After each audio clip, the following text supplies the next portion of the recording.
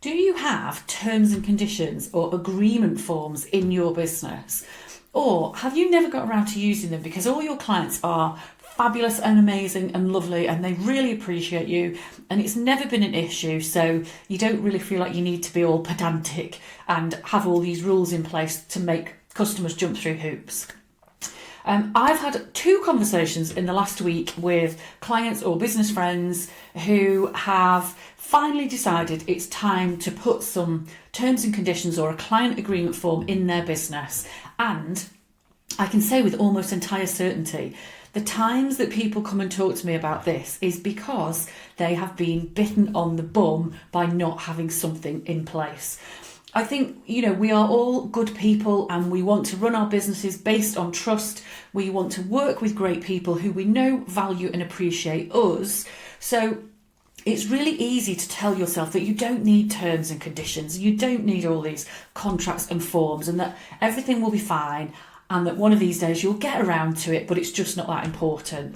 And what I've seen time after time after time is that the time it becomes important is when it's too late. You already should have had them in place and now somebody has taken advantage of you. And it doesn't mean that somebody has sort of completely done you over. It might just mean that somebody has decided to cancel their working arrangement with you after a fair old time and they're not giving you a notice period because there's no notice period ever being discussed and you suddenly find yourself a little bit high and dry.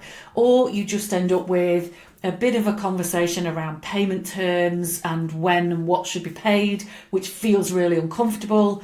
But if you'd had that in your terms and conditions, you wouldn't have that need for those awful squirmy conversations. So a couple of things to think about today.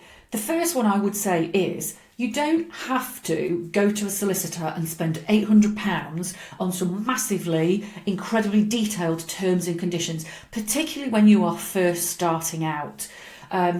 Clearly, this is not great legal advice, but you can start off with something relatively simple. It only needs to be a couple of pages. It needs to cover the most important things.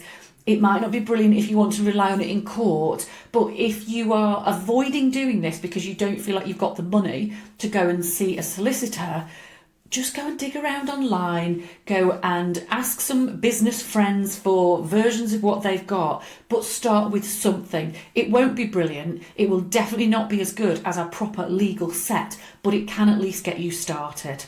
Now, if you're also telling yourself that this is all about being pernickety and about rules and that your customers won't really like it, I would flip that on its head and actually say that what you're doing with having some decent terms and conditions or contracts or agreements in place, you're behaving in a more professional manner, and customers actually really appreciate that.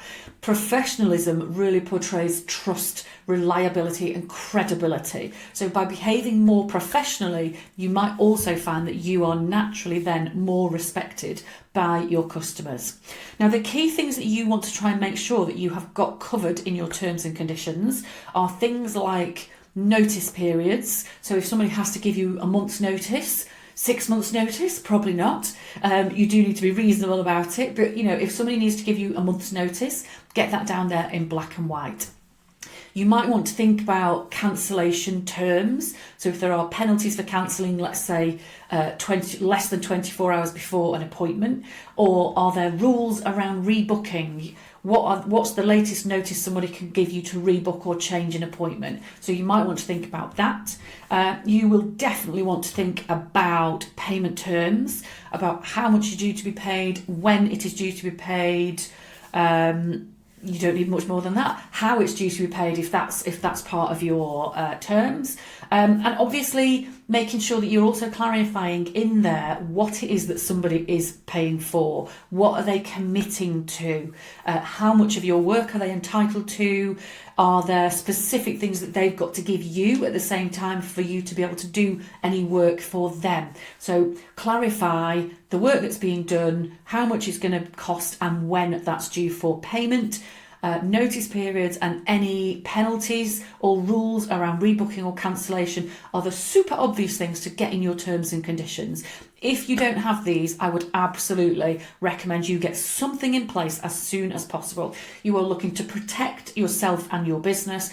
You're just looking for consistency and clarity for both you and the client. So these are actually in everybody's best interests, not just yours.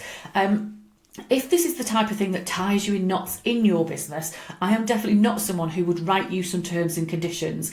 But if you get bamboozled about whether these are the type of things you need in your business and how you should be structuring things, that's where I can help. So get in touch with me via tailory.co.uk and let's see how I can help.